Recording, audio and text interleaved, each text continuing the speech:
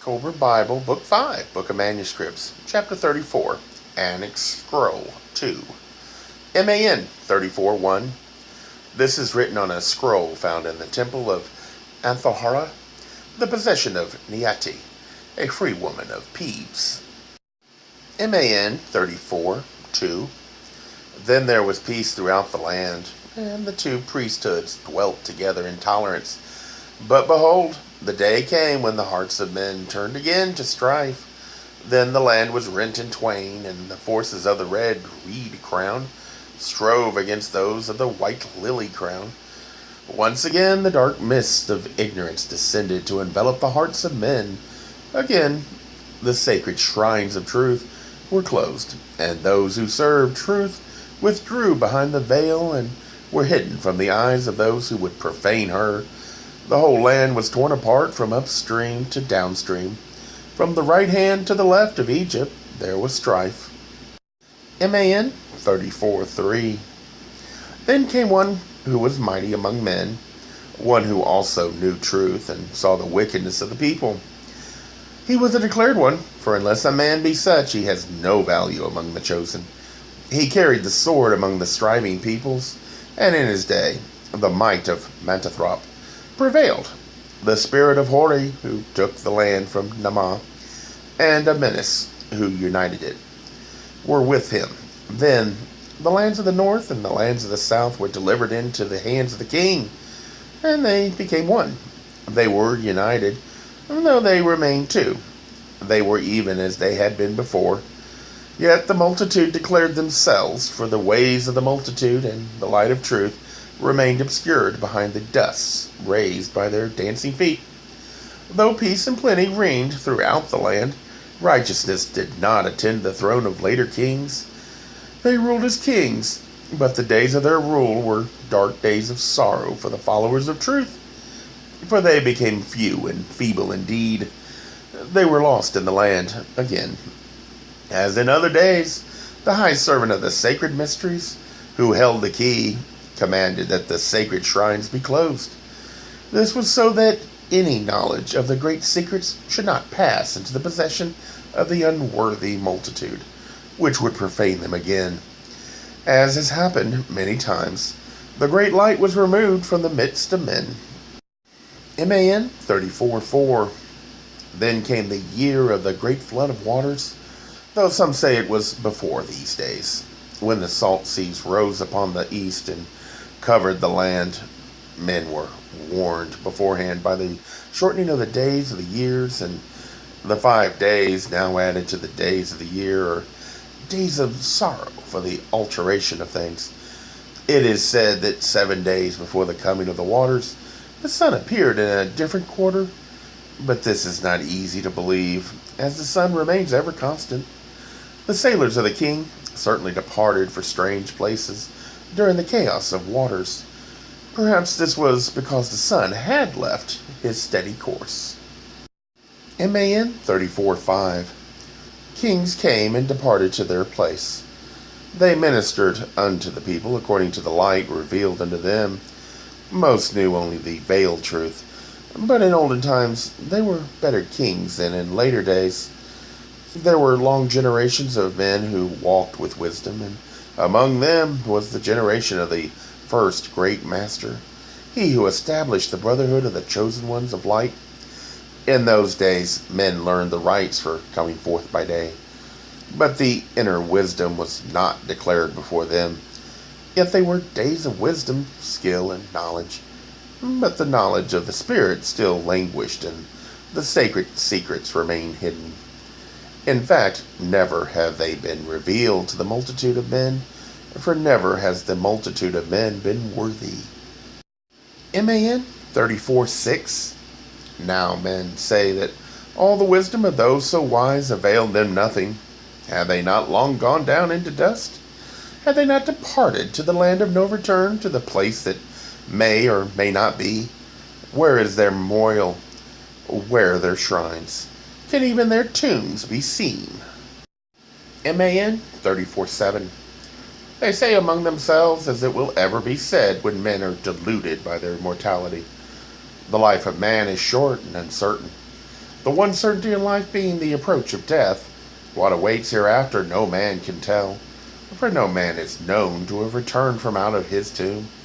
We are all the children of accident and mischance, and in a short generation shall be as though we had never been. Our bodies shall harden and be ground to dust, and the fire of our hearts shall burn itself out and turn to ashes. Our shade will hover for its day, and then be wafted away on the wind, and as the waters come and go, our name will pass from the memories of man forever. The works of man shall pass away like the shadow of a cloud upon the sand, and his life will vanish like the dew of morning that disappears in the heart of the rising sun. What are the days of man but the shadow of a shadow? And he passes away to an end from which there is no returning. He goes out through a door which is immediately shut, and there is no way back. MAN 34:8. They say, "Come, therefore, and let us be joyful. Let us cast aside the long face of learning and the melancholy face of discipline. Let us enjoy the good things of life which are all about us. Let us take no thought for an uncertain future. Where is the profit in that? Let us eat and drink to fullness. Let us grant our bodies all means of satisfaction. Let no means of pleasure and enjoyment pass us by. But whatever comes our way, let us make the best of our lot in life. Let us turn our backs on all doctrines of the Spirit, for they deny us much. Let us give full rein to all our senses and feelings, and let them serve the ends of pleasure. We will take no heed of the poor and helpless, for where is the benefit in this? What have we to fear from them, we who are strong? Let the widow weep alone, for why should her sorrow disturb us? Let us avoid the encumbrances of the aged and maimed. Let us use our strength to obtain all we need for our own well-being. Let our strength provide the rule and establish the right. Let strength and power, riches and position alone be valued, and let the weak and the feeble survive as they may. Perhaps in our generosity we will spare them a few crumbs, or bestow upon them the things we do not need. Let us take no more of their criticism and their objections. Have they more swords than we have? Are we to be overawed by a God whom they cannot produce? MAN 34:9. Such are the things spoken by men today, and if they declare them not openly, they hide them in their hearts. This is their law, their way of life. Be the law declared before men or hidden in shame. The life of their years cannot answer them, for the answer lies hidden in the life of ages. Gold is not gathered by the wayside. MAN 34:10.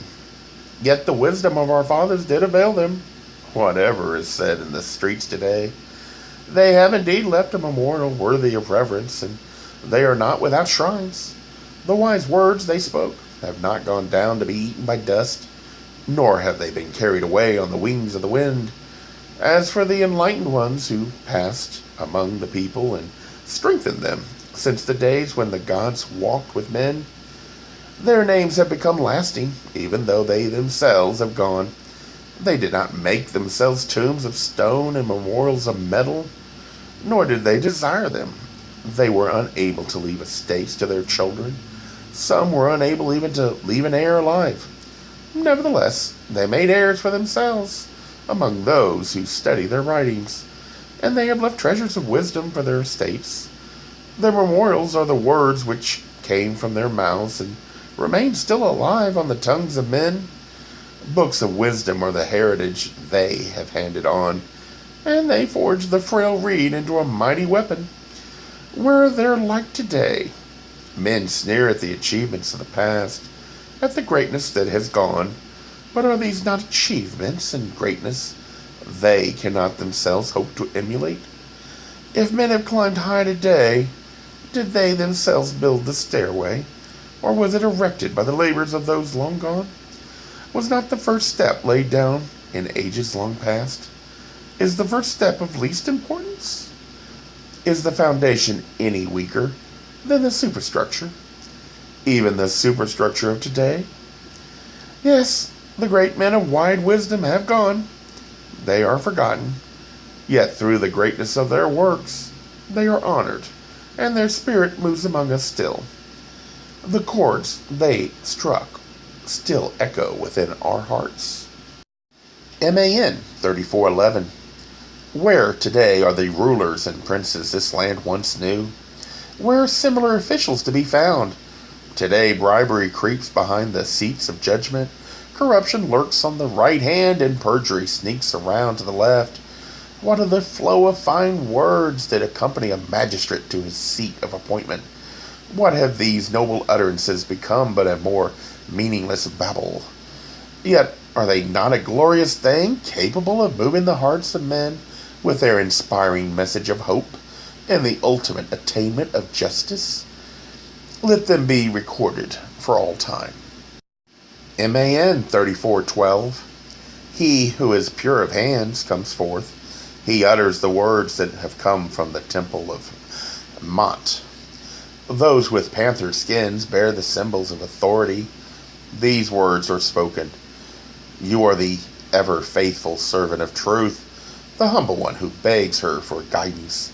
You are not the Lord of justice, but one who ever seeks it with humility and perseverance, praying it will bless your decisions. You are henceforth one whose words are heavy with authority, whose eyes see without prejudice, and whose ears are closed to intolerance.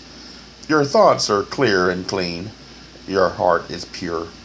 It is free of all malice, and to you a vindictive verdict will be an abomination. The mantle of wisdom rests on your shoulders, and the robe of learning is your garment. Your tongue is the servant of truth, and the sword of justice. Your mouth is a shrine of honor, and the cave of retribution. Your heart is the temple of purity, and the storehouse of wise judgments from the past. MAN 3413. Justice will ever be your guiding light and rule. It will lead you even to the appointed place before the mother of the king. Wherever you go, uprightness will take command. You will wield the sword of justice without fear. You will bear it before the sight of all men. You will carry it to the rich and powerful, to the poor and lowly, without discrimination. You will strike down all merchants of falsehood, all fork-tongued deceivers, all who bear false witness or break the statutes of the king. Let wickedness perish in the sands. MAN 3414. Justice is not a thing less than the measure, but that which fills to overflowing. It exceeds the bounds of mortal requirements. It endures everlastingly, and is not denied one who is entombed. It passes over with the spirit to bear witness. It is the great brightener.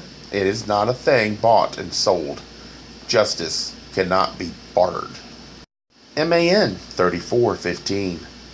Be ever above price, one worthy of the greatness you reflect on earth, one ever above mundane things. Be not as the ferryman who demands payment before his task is fulfilled, who bears upon the water the man who makes payment, and no other. Be as the sun, whose brightness seeks out every nook and cranny, and pours light into their hidden gloom. Be one who shines among men to lighten their days. Spread uprightness and honesty across the two lands, as the sunshine spreads brightness and warmth. Cover the land with goodness, as the rising waters cover it with fertility. Fill the land with strength, as the north wind fills it with contentment. MAN 3416. Guard your heart as a father guards his daughter, as a mother guards her baby, for it is the stronghold of integrity. Be vigilant concerning every deed, for the eyes of men are ever upon you. The life you live is not yours alone. You are the image which men will imitate, and you are before every eye. The blowing wind will open its ear at your windows, and spread wide its report. The flowing waters beside your door will uncover their eyes and carry what they behold through the land. Your position makes you a supporting pillar of the government. If the pillars be rotten, the roof crashes. Your responsibilities will beset your life with care. The road you journey is stony and encompassed with pitfalls and thorns. The cup you drink will be more often bitter than sweet. MAN 34:17. Though you will judge all men impartially, do not, in your diligence, incline towards the poor and unprotected, because they are such. Your duty is to see that all things are done according to the statutes of the king, in the manner in which they have been done previously. You are not wise enough to set aside the wisdom of the past. Every man must be dealt with as though he stood before you naked and unknown. Let he who is permitted entry into your courtyard be as he who is left standing outside the gate, and your decisions must be given with indifference as to whether they serve him well or ill. MAN 34:18. Such were the words uttered at the installation of an official empowered to give judgment. In other days, such words were honored and adhered to. Now they are ignored. Now justice lies buried in a tomb of past precedents, swathed in mummy bandages of formality. It consists of the impartial, heartless administration of the recorded statutes, rather than the redress of injustice. Where has the glory gone?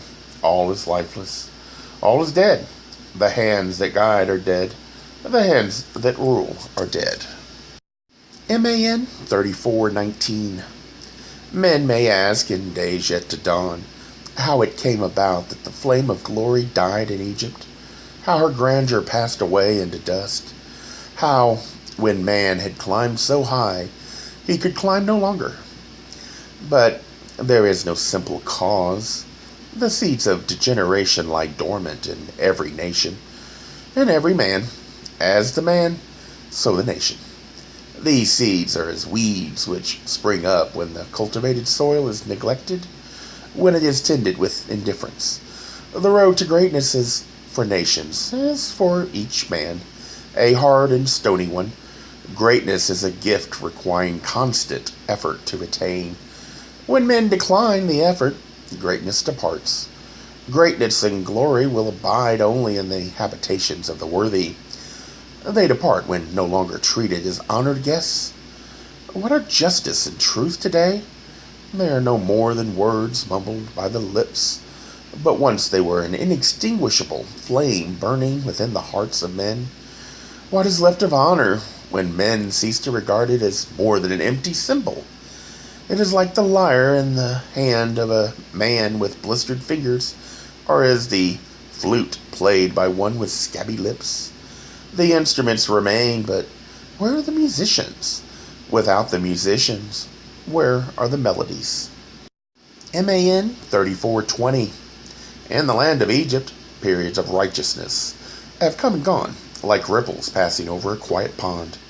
There have been periods of material greatness, ripples of longer duration, but they have not been at one with the ripples of righteousness. Throughout all times, there have been two visible forms of worship, with their many variations, that of the highborn and that of the people. Now, they have been blended for many generations, the worship of the high God and the knowledge of the sacred mysteries kept hidden by the enlightened ones, and the twice-born were behind both and veiled within them. Where else could these things be better concealed? MAN 34:21. The house of the hidden places was established 50 generations before the reign of the mighty one, who was Pharaoh, and in those days the high God was known to men and was revealed even after. But 20 generations before the evil Amalekah descended like locusts upon the land, there was strife most grievous. This is set forth in the scroll belonging to Kabitkat, son of Namrath, copied from an old writing, copied from another, which was the property of a temple in Penhumor. It says, "The twin powers drawn down, entwined about themselves, and grew ever stronger. Even as waters are dammed to be drawn upon, so was the united power built up into a reserve of force. A storehouse of strange energy was prepared. The thoughts of Setra ever turned about within himself, and behold, the day came when he believed the secret key to be his, the key that would open the inner chamber of sacred mysteries. Yet he made the mistake of all such men down through the ages, unaware that his very unworthiness forbade his admittance into the inner mysteries, that though he could deceive himself and others, he could not deceive the inner guardians.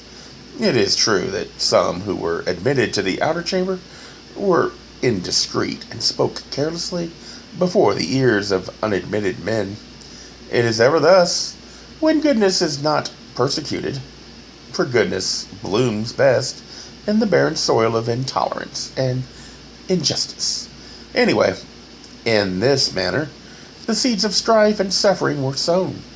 Then Setra conceived a plan whereby the multitude would be admitted to participate in the sacred mysteries hitherto kept exclusive for the worthy ones among men. He gathered together a following of his own from among the people and promised in return for their devotion that the knowledge of sacred things hitherto kept from them should now become available.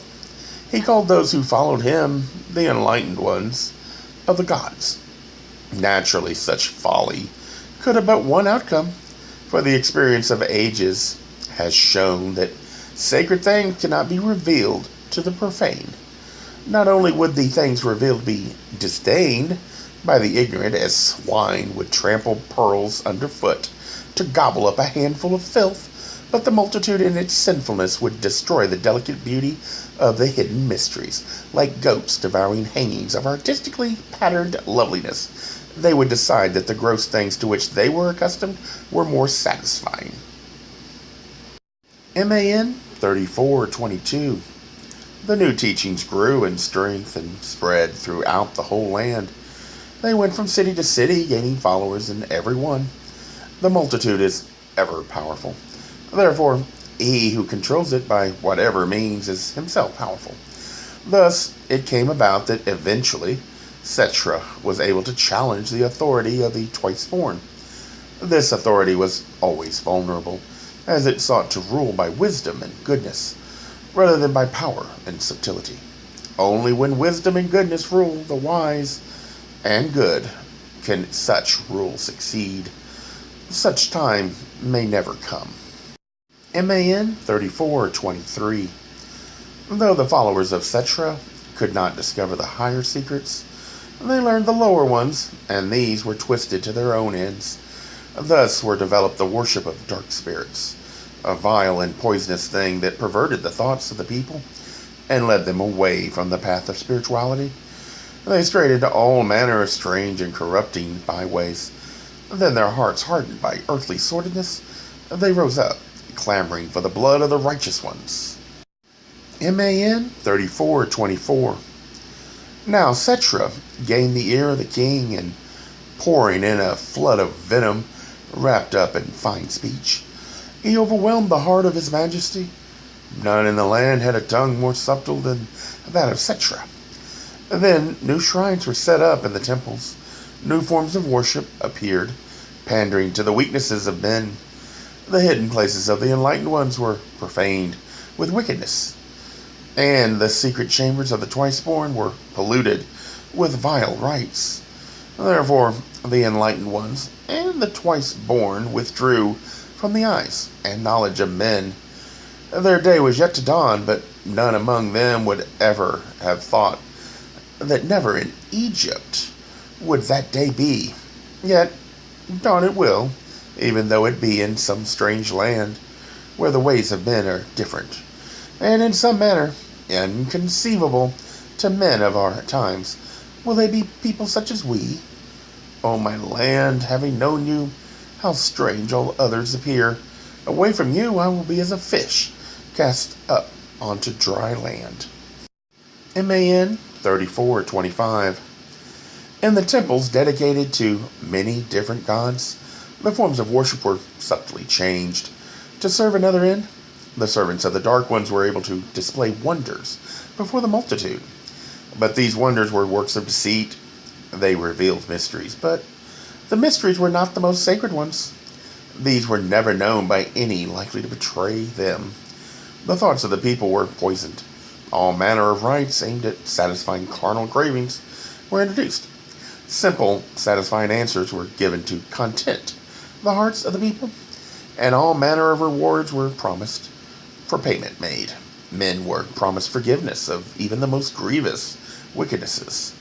It is well that the ears of the dumb gods were unhearing, or they would have been deafened by the clamor of pleas for petty things. The servants of the Dark Ones left not even the dead to rest in peace, but sought to satisfy the living with words from beyond the tomb. Even the blood of men was offered in dark places, while in others of greater evil, men, yes, and even children, were tormented to give pleasure. Such is the nature of men when the scales weigh down against righteousness. MAN 34:26. The host of the Dark Ones were well skilled in battle, and they drove out all those who stood against them. The forces of righteousness were scattered. The sacred shrines which stood before the veil of truth were spoiled. The ornaments of beauty and the sacred vessels were taken away to be profaned by sin-soiled hands. The enlightened ones and the twice-born were hunted down like beasts of the chase. They were slain and buried in the ground like dogs. Their resting places remained unmarked and unattended. MAN 34:27. The leader of the light cried out, "O great God, what can I do? How shall your servant be saved?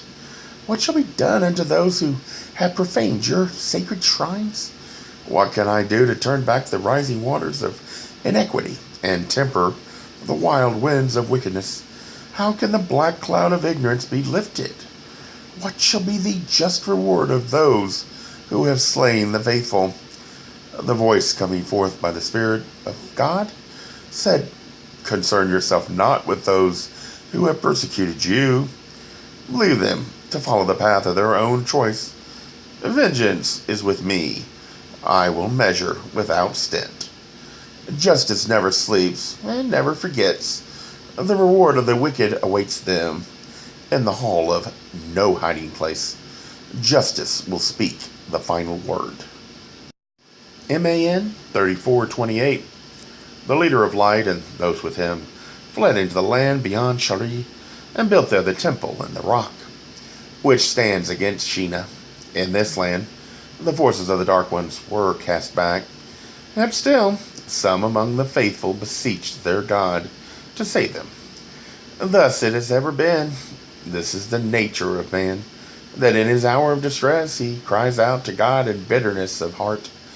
And they who deserted God in better times expect him to turn towards them. Yet such is the nature of God, that this he would do, were it to the good of men, which it is but rarely. In the land of Egypt, the great shrines were deserted by the enlightened ones and abandoned by truth. They became places of darkness. They were as lamps without flame, as fields without crops, as wells without water. MAN 34:29. The generation of those days passed down into dust. Their spirit arose in the everlasting halls to stand before the inescapable one.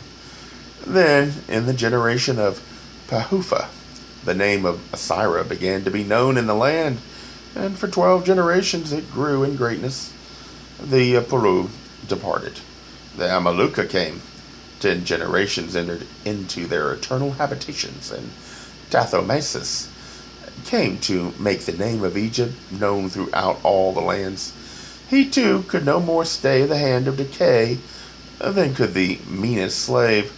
Then in his day, Nabaton came to rule in the land of Egypt. MAN 34:30. While he was still a child and yet at nurse, the young woman who tended him at night took a man in lust, without attending to her purification. Therefore, when she came back nigh unto the sleeping prince, she broke the protective wall about his sleeping place. Thus a formless one came up from out of its lair beside the flaming lake and entered the bedchamber. Because the young woman was as she was, it could not be seen by her. It was a formless, flowing thing that spread itself out in the darkness to slink across the floor. Its fluted snout was in the midst of a face twisted backwards like all its kind. It raised an awful mouth up to kiss the sleeping child, and the child was stricken. Man 34:31. In the morning, the child's body was consumed with an inner fire lit the night before, and the breath of life struggled against the occupying demon to enter the body. In those days, there lived a great physician named, and he drew out the demon with things of power, and doused the fire with impregnated water. None but the greatest of physicians could have released a tongue from the grip of the demon, yet this was done by Mahau. Man 34:32.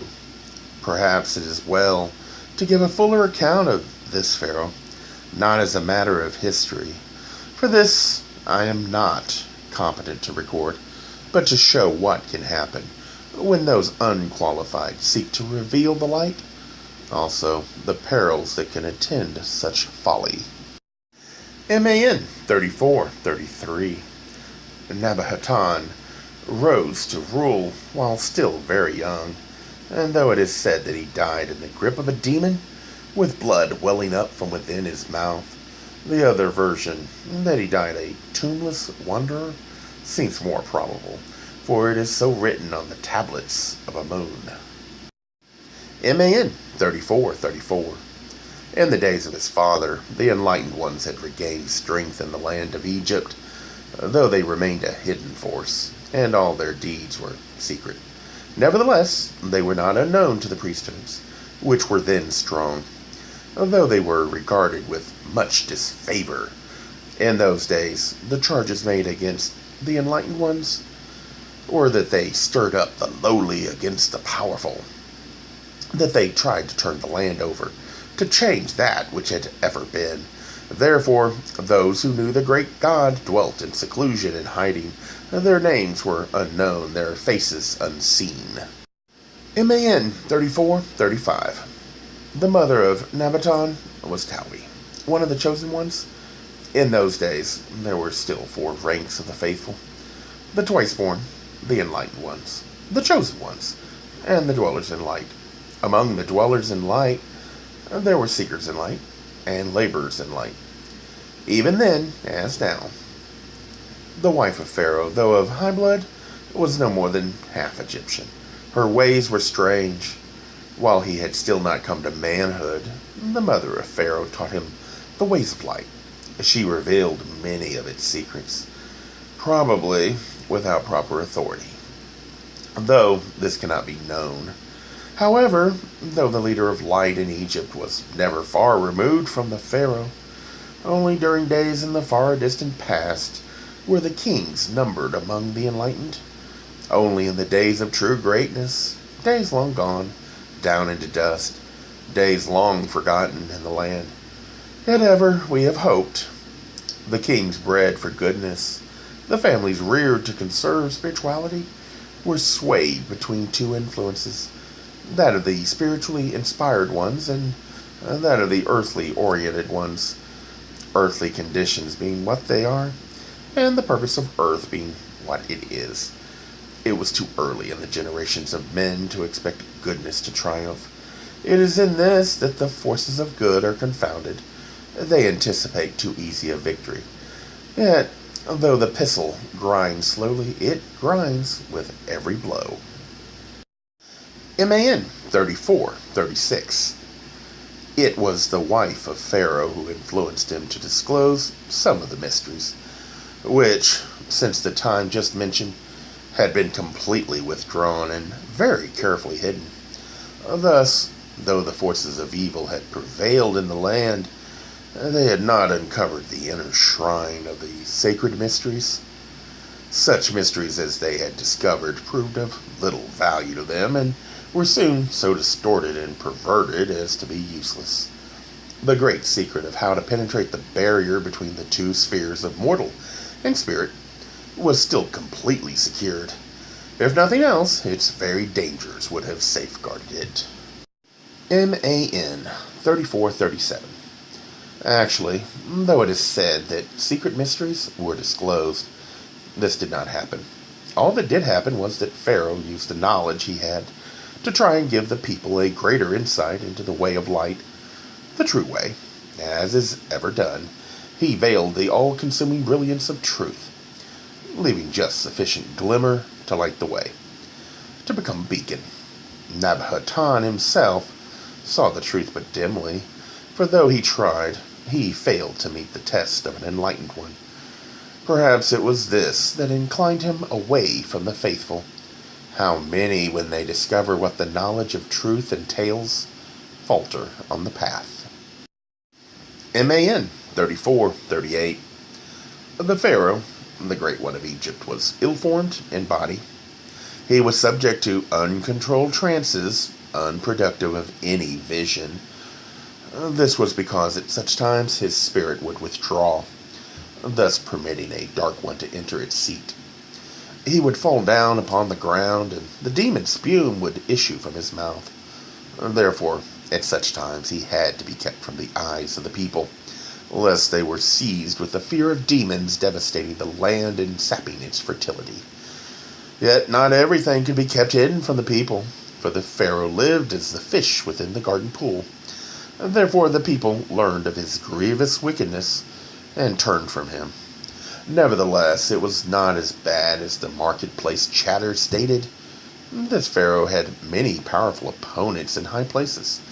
The tales are much exaggerated. Some, not knowing the inside of the pot, declared him to be the very light of goodness. Perhaps the truth is that in him, good and evil swung out to the extremes of the balances. Yet weighed one against the other, evil bore down no more in him than in the case of those with much less evil in the scales and much less good to counterbalance it.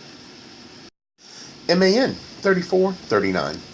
The son of Nabhatan, one conceived in wickedness, was slain in battle.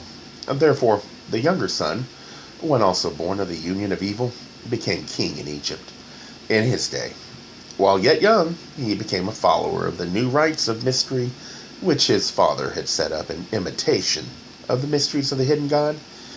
These new rites were themselves hidden within a new form of worship set up by Nabhatan. Of themselves, these were not things of wickedness, but they inclined too far towards ritual, which was futile, and ceremonial, that was purposeless. Though the new mysteries served to spiritualize and could awaken the spirit, they went just so far and could go no further. They led to a dead end.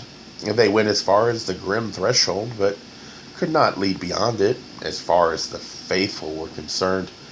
The setting up of a new form of worship made little difference to their position in the land, but they did attempt to draw the young prince wholly within their fold. Because of his manner of life, the king, his father, was precluded from this. MAN 3440. I will go back to when the father of Nabhatan, a man of great valor, much beloved by the people, became feeble through a wound that troubled him in his old age. It was then that his queen, the noble Tawi, priestess of the faithful, urged him to send for the young prince. Nabhatan, though he was not then so called, to become his staff and take up some of the burden. In this manner it was hoped to secure the throne of Egypt once more for one of the faithful, an end towards which the faithful had long labored. MAN 3441.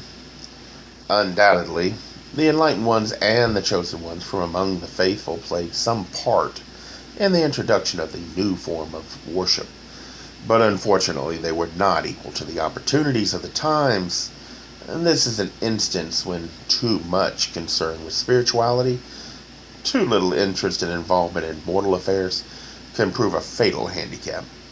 The lesson to be learned from this, the whole purpose of its telling, is that at all times a good balance must be maintained between spirituality and earthly existence. However great the spiritual goal ahead, Nevertheless, at present, our feet are firmly bound to earth. Whatever the eyes behold, it must not blind men to the pitfalls before their feet. To say, as many have, that the new form of worship clashed with the old established worship of Amun is true, in part only. The hopes of the faithful were nurtured in both, and could have been a reconciling force, weak in power and numbers, though it might have been. Superficially, and among the mass of lesser priests and followers in the two beliefs, there was antagonism and strife. While the flame of Atan waned, the sun of the new form of worship rose.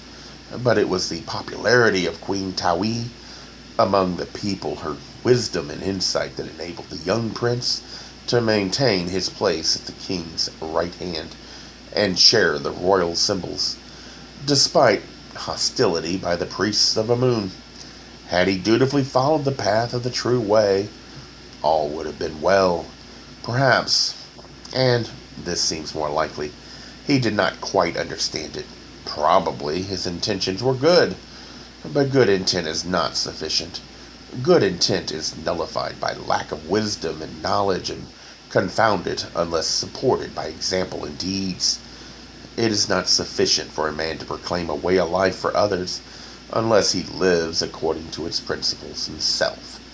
Too often have men tried to direct others along a path they are reluctant to tread themselves. This is not the least of hypocrisies. Man 34:42.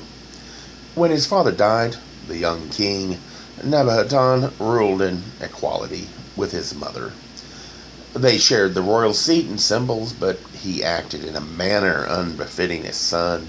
He inclined away from the high-born ladies of royal blood. His interests were not those of a pharaoh, and this caused the hearts of those who opposed him to rise in hope. It also isolated him from the faithful who would have been his most ardent supporters, though their loyalty remained with the queen. Man 34:43. When their pharaoh showed no inclination to marry, and strange rumors were heard about him in the streets and marketplaces, the people became disturbed and uneasy. Also, the highborn ones about him, the court officials, the princes and governors of the land, were perturbed at his interest in the mistress of songstresses at the temple of Amun in victory. The faithful were perturbed also, for within this temple was one of their secret shrines. This could have been the turning point for the faithful in Egypt, had the king been other than he was, for there were several princesses of the royal blood numbered among them. As it was, the faithful were antagonized. Man 34:44. The new form of worship introduced by this pharaoh was simple enough outwardly. It had all the symbols and ceremonial beloved by the people, with sufficient substance in it to attract the spiritually inclined. It could have formed a fitting gateway to the path of the true way, another light guiding men along the road to the embarkation port for truth. Behind the symbols and ceremonial, the pharaoh worshipped the spirit behind the sun, the spirit of light and life, as a direct, fully conscious member, outflowing from the great God behind all. The king, however, being cut off in the midst of his instruction, perceived the road but dimly. There is little doubt of his genuine desire to bring the true light to the people, but he was not wise enough to know, firstly, that one who brings light must be one in whom light burns brightly, and secondly, that the multitude cannot be exposed to its unveiled brightness with impunity. The king, severed from his weaknesses, could have been a truly great ruler, a steady light before the eyes of men, the guide to a new age for the people of the land. But he was one who cast heavily on both arms of the balances. Man 34:45. Nebuchadnezzar knew enough of the secret mysteries to realize that he would need a new place of worship, uncontaminated by previous concentration of the twin powers, if he were to succeed in opening even the first door. Therefore, he moved his court to a new city, within which was a temple outwardly dedicated to the new light, which he enshrined before the place of flame. It was a sanctum for those whom he called the awakeners of the spirit to light. From this we get the expression light within the light, behind the light, used even to this day. The priests of Amun were impoverished to pay for the new city. MAN 3446. The king had a son by the lady of Songstresses, one destined for greatness, though his greatness was not perceived by the eyes of men. When later this son was exiled to wander in strange places, his mother cast herself into the arms of Sabuk. But this is something, the telling of which has no place here. However, with the removal of the king's household to the new city, its power was diminished. The people under the two crowns became divided against themselves. The rulers became unsettled in their post, and there were revolts in the colonies towards the east. It was a time of unease because of the dispersion of the power. Now also because of the most grievous wickedness of the Pharaoh, all the protecting divinity of his blood, which, though diminished by the generations of willfulness, yet remained potent, was dissipated. Thus all the land suffered and was restless. MAN 3447. Then it was that some of the faithful from the city of the old royal residence, not from the new one as told, contacted the eyes and the ears of the king, so that the Pharaoh was counseled to take himself a wife. In this manner alone could the clamor of the people be stilled, and their hearts put at ease. It was then that the high priest at the temple of the visible light, by a cunning move, brought the young princess, called Nephar in our tongue, before Pharaoh. She was a temple maiden, daughter of a king, and one devoted to the great god Silence. MAN 3448. Pharaoh took her to wife, but he showed her little affection. Though she was not a beautiful, even if with a beauty not of this land, nevertheless, in the eyes of the people, the marriage appeared successful enough, though perhaps the outward display of affection was overdone. Still, the queen, being more frail than Egyptian woman, could bear only daughters. There is another reason for this, but it cannot be gone into here with propriety. It is something between women. Things were not as they appeared, and the fair despised the king in her heart for his secret wickedness. MAN 3449. I have mentioned the surviving son of the king, one born under the darkest cloud, the secret of whose ill-omened birth had been unrevealed, though it was known to a few. Some of these were antagonistic to the new form of worship proclaimed by the king, and they used this knowledge to their own advantage. I have also mentioned another son, one born to the lady of Songstresses, and he was bound to a different destiny altogether. MAN 3450. The son born to Pharaoh by the lady of Songstresses was also born to high estate through her. I will not record his name, lest even now it be used with evil intent, for it is a name of power. I will not disclose his titles, but call him just what he was, the Master. MAN 3451.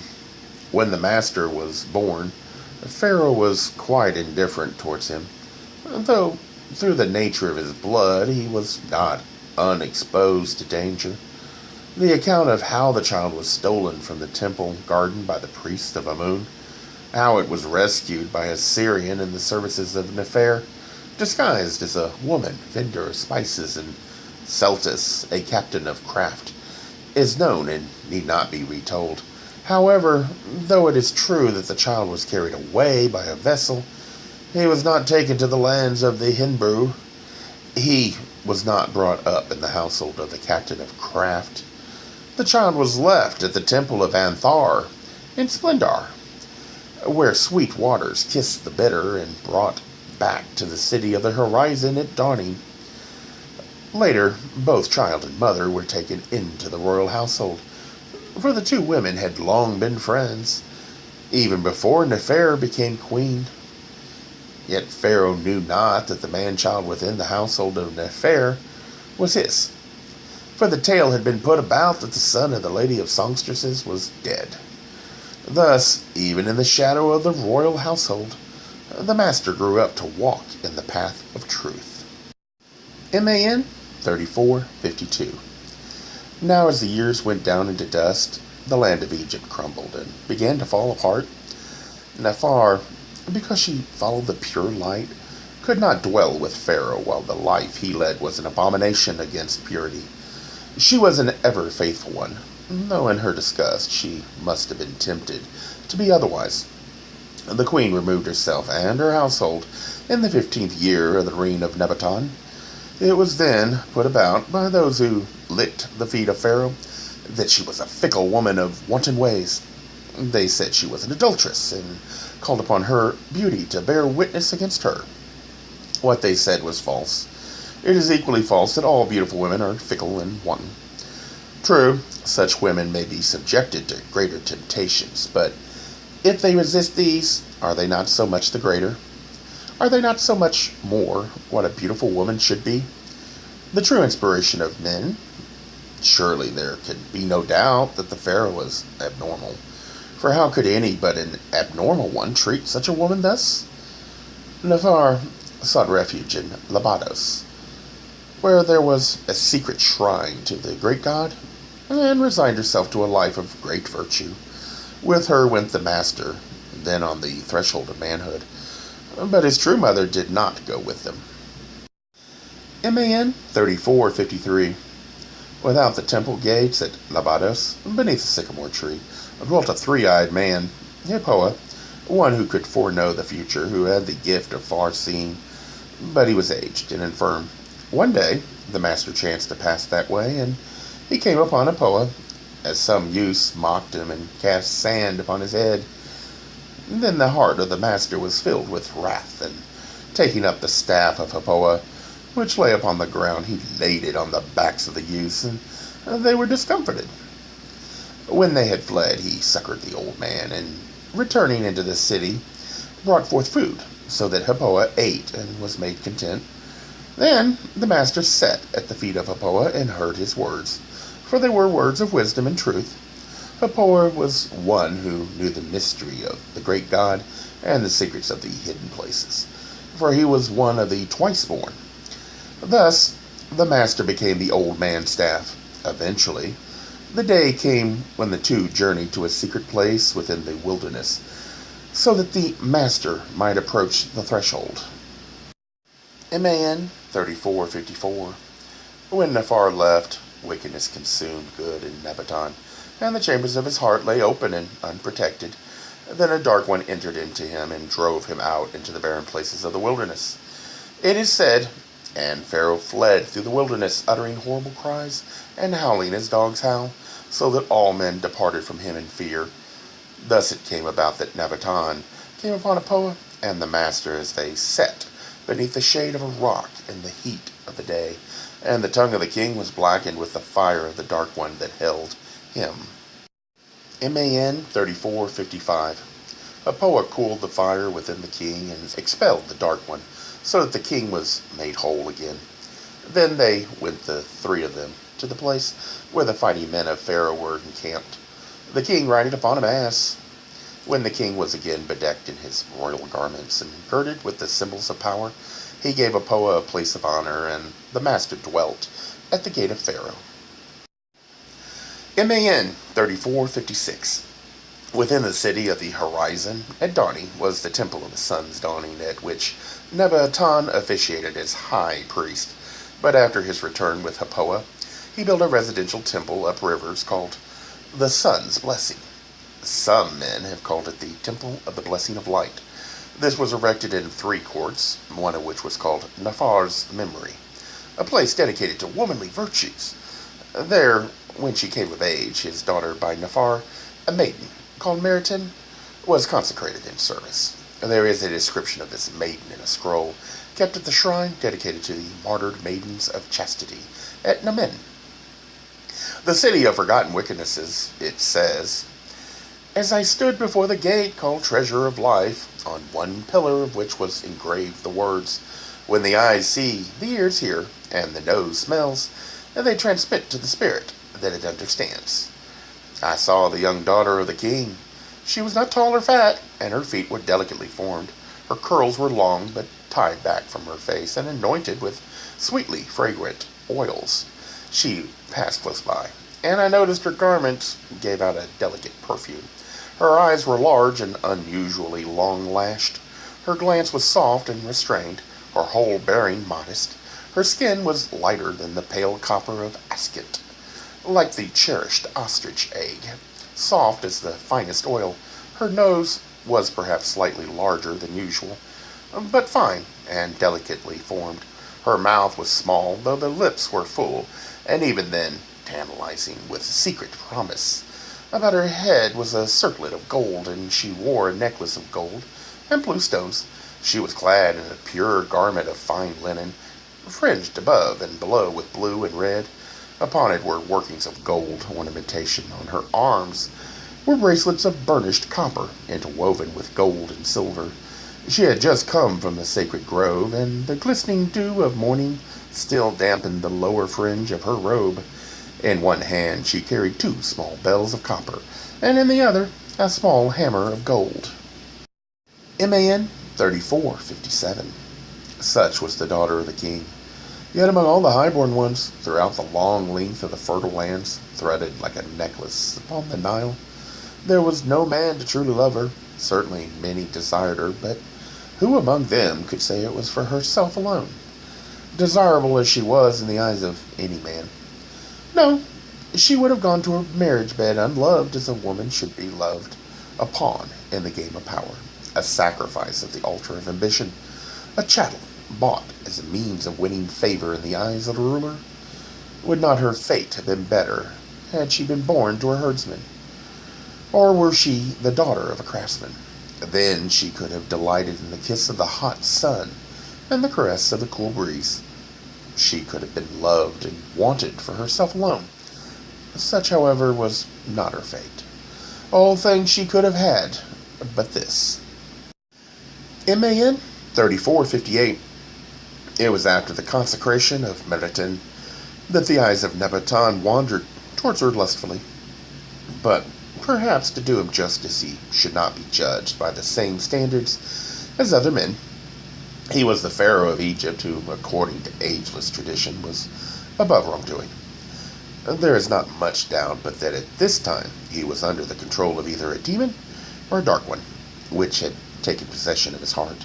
Also, he had been brought up to a code where interfamily, love, and marriage were accepted as the rule, where the sanctity of the royal blood and the need for its conservation and purity was believed in as law. Then, too, despite his unnatural longings, which he lacked the strength to control and subdue, there is no doubt that he could and did experience extremely deep feelings of affection. He also had an unusually strong, perhaps overwhelming appreciation of beauty, as can be seen by any of his writings. Still in existence, though few remain of the great, many there once were, and these ever in danger. Anyway, he did take his daughter in awful wickedness, his evil thoughts displaying themselves uncontrollably. Now he took no care to hide them. Throughout the new city, he caused the name of Nafar to be struck out, and the name of Meriton was put in its place. MAN 3459. Perhaps the best indication of his state of mind is shown in the prayer he composed for the offering ceremony at the festival of the interning year.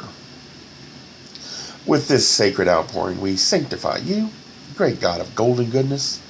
Upon your altar we offer pure butter, cakes of broken barley, fresh meat of clean beasts, dark bread and honey in 3 shades, 2 kinds of beer and dark wine poured out before you. Now we open our mouths in praise. Eternal One, overlooking heaven and earth, this we do not for ourselves alone, but also for the sanctified dead. Humbly, we come before you. Humbly, we offer our meager sacrifice, and humbly we receive the gracious gifts which grant us our sustenance from day to day, and even greater gifts beyond our understanding. We thank you for the peace filling the land with contentment. Teach us the meaning of your laws, which we cannot understand. Look down upon us with benevolent kindness when we err. Permit us to assist in accomplishing your will. O Lady of Loveliness, coming forth from your place of vigil, O Lady of Protection, coming forth with your maiden attendants, speak for me with the tongue of simplicity and the heart of purity. O dedicated maiden, be my mouthpiece in the inner shrine. O sanctified one, be the listening ear before my people. Let your goodness shine upon us, as the glory above shines upon earth. O pacify any wrath that rises in the glorious heart of heat. I know not all the weaknesses and wickednesses of my heart, I who am mortally blind and mortally frail. I know not all the impure longings that possess me, I who am mortally blind and mortally frail. I sought for help, but it came not. I wept, but there was none to comfort me. In the night I cried for succor, but none answered. I, who am great, have less than the least. O Lady of Loveliness, intercede for me in purity and devotion. Never before had such a prayer been offered in sight of the people by a pharaoh, and the people murmured that divinity had departed from the king. MAN 3460. Nabahatan, Pharaoh of Egypt, was a strange mixture of goodness and wickedness, both carried to their extreme. I know not what his form will be in the place where the spirit stands forth in its true aspect. Certainly, we are taught that goodness cannot entirely obliterate the evil effects of wickedness. Yet, how much was the king really to blame? How much can be laid at the door of his affliction? How much apportioned to the demons in his limbs? How much to the dark ones that possessed him?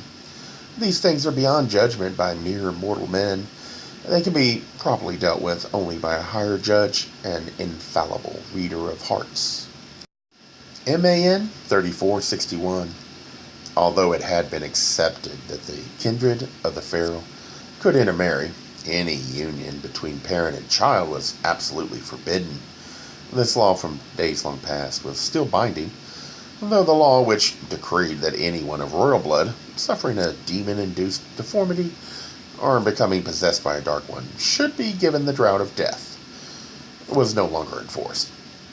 This proves how evil ensues when old and trusted laws established by the wise ones of old are cast aside. It is folly to thoughtlessly discard that which has ever served well. MAN 3462. Now, when Pharaoh took Maritine and grievous wickedness, the people murmured, but none arose among them to do more, for such is not the custom of the land. Tawi, the great and good, who had lapsed into but one form of wickedness, was no longer there to restrain him, nor in all probability could she have done anything, for he was Pharaoh. But when it came to the ears of Hippoah, he took himself into the wilderness and fasted there for 7 days. He then returned and gained audience with Nabatan. MAN 3463. Hippoah went before Pharaoh, and there in the midst of his court he denounced him. These were the words issuing from the mouth of Hippoah, as set down by the attending scribe. O great and mighty Pharaoh, where once the storm wind raged, there is now a gentle breeze. Where once the diligent shepherd stood, now a musician sits and idly plays. The land is no more as it was, and no man remains content within his dwelling. The north wind has ceased to enter the land, and the south wind eats it up. A heavy hand lies on the hearts of men, and their limbs are sluggish. They are languid, and move no longer, as once they did. Wherefore has all this come about? The people asked. And I answer them truly, it is because the protective power has departed from the blood of the Pharaoh. It is because of the inequity in the palace. This is a time of woe. These things I have spoken before the eyes and ears of Pharaoh, beyond the palace gates. Yet it is not in me to leave them unsaid before the face of the king himself. Where is the great one who sets goodness in the place of wickedness? Where is he who replaces injustice with justice? Who hears the cry of the lowly? Who causes right to prevail in the land? Where is he? I looked, and I look in vain. I see only one who has defiled the protective treasures, the glory of Egypt with iniquity. I see only one who has polluted the pure stream with the sewage of evil, who has succumbed to the ultimate in wickedness. This I see, as all men see it. But I am one who sees more. I see an Egypt gone down into dust. I see plague and death stalking the streets. I see the fertile black waters turned back on themselves. I see the black land buried beneath the sand. I see grim-faced men coming from out of the east to stamp the land flat in blood. I see the dread things of the past recurring. I see desolation spread out on every side. Woe to you, great Pharaoh. Woe to the land of Egypt. Goodness lies dying beneath the triumphant foot of evil. Virtue is betrayed into the foul hands of loathsome lust, her despairing cry unanswered by any coming to her aid. Wickedness walks unhampered through the cities, and wrongdoing is seen on every side. Woeful are these days, and doomed are those who endure them. What does the great light shining forth from the palace conceal? Sacred mysteries or secret sins? Then the arm of Pharaoh stretched forth to stop the mouth of Apoa, and it was stopped. He was led forth, and whips were laid on his back, and he was placed within a dungeon. MAN 3464.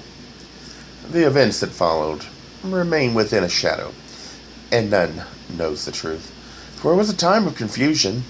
Meritin probably died of poison administered by her own hand, as was befitting. Her tomb is known, for she was not unhonored. Some say the same potion slew the king, but others that he died of a dark demon within the heart. It seems that the poison was not a quick one, and while Meritin died in her chamber after pledging of the king was made, he fell forward with an issue of blood from his mouth. His spirit was heard in his throat. Thus, it does not appear that they were slain with the one cup. It is unlikely that Meritin died by any hand other than her own, though this is said. MAN 3465. Some say the king died after being carried to his chamber. Others that he recovered, but the truth is unknown. For at this time the signal was given, and the people arose in the streets. The new worship, which nevertheless was an outgrowth from the bulb of truth, died away as the growth dies back on an onion. But like an onion, the bulb remained. The new worship was not unwelcome in the land of Egypt, and would have survived had not its founder led an impure life. The hostility by priests of the other forms of worship would not alone have sufficed to extinguish its light. It was the maggot in the heart of the flower he raised that caused it to fall apart. To establish a pure form of worship and beliefs, its founder must also be pure of hands and heart. MAN 3466. Whatever happened, Nebuchadnezzar was never placed within the tomb. He had prepared for himself. Some say because Apoa cursed it, but this I doubt. I know of such a curse, but I do not suppose Apoa would have used it. Some say Pharaoh was buried with his wife, but who knows the name of the woman in whose tomb he is said to lay? I think, however, it is more likely that he is a tombless wanderer, which is not so strange when the record is considered fully. As told, it is not beyond belief that such a fate could befall even a pharaoh, and does accord with the laws of olden days. The next pharaoh married his sister, conceived in wickedness, and therefore died while yet young. MAN 3467. The predictions of Apoa were averted by the happenings in the land, happenings that purified it during the days of Pharaoh's short-lived successor. Then came a great one to rule the land, and peace and prosperity returned. Of his times this is written. Be joyful, O people, for a time of gladness has descended upon the whole land. A righteous and royal king has been set over us, one truly favored in the eyes of the great ones. The waters rise and fall in moderation. The days are long and productive. The hours of night are measured and restful. The moon maintains her appointed seasons, and the sunship steers a straight course. The bright torch of heaven burns steadily, and the stars retain their stations. Once more, men must qualify by goodness for the right to govern and to hold official positions. All is well with the land. If this could be but written of these days. MAN 3468 of Nemertine, a wife of Coppola. Men say she established the sisterhood of sin, but this is untrue, for they misunderstand the writings. The written things are misread. The writings of men are as plows which cannot follow a straight furrow. Everyone at birth is a twin and has a spirit twin. Nemertine was of all women the most virtuous, yet surely no woman ever evoked such malice in the hearts of her sisters. MAN 3469. Once men said that the king was the shepherd of every man, and that wickedness was not in him. That, however, lowly the man in distress, he would devote hours of his time to bring him justice. If our fathers had but known the natures of the men who would follow us kings, or had the kings of olden days foreseen what was to come, the sons of the kings would have been destroyed, even though they were the seeds of divinity. Perhaps we do injustice to our rulers, for when the governors are bad, maybe they are no worse than a corrupt, degenerate, and indifferent generation deserves. When you decry your rulers, read the hearts of your people. MAN 3470. The good ruler should not speak falsehood. He should be as great as his responsibilities. Each word should be weighed before spoken, for it is accepted as gold and not as thistledown. He should take heed of his own judgments, for the judgments of eternity draw near. He should be above all an example to all men. The gardener of wickedness waters his land with deceit, and it brings forth falsehood. The good ruler should be above every deed of meanness. He should be the father of the orphan and the husband of the widow. A true leader of the people should be free from every kind of avarice, a man above every kind of pettiness. He should be a man of wide vision. He should be like the rising waters that feed the fertile fields. He should be swift and sure to execute judgment on him to whom punishment is due. Oh, where does he sleep today? In what generation will he come forth? MAN 3471. In quotations. The end of this scroll is unknown. This was not one in the great chest. It is one added in the days of preservation.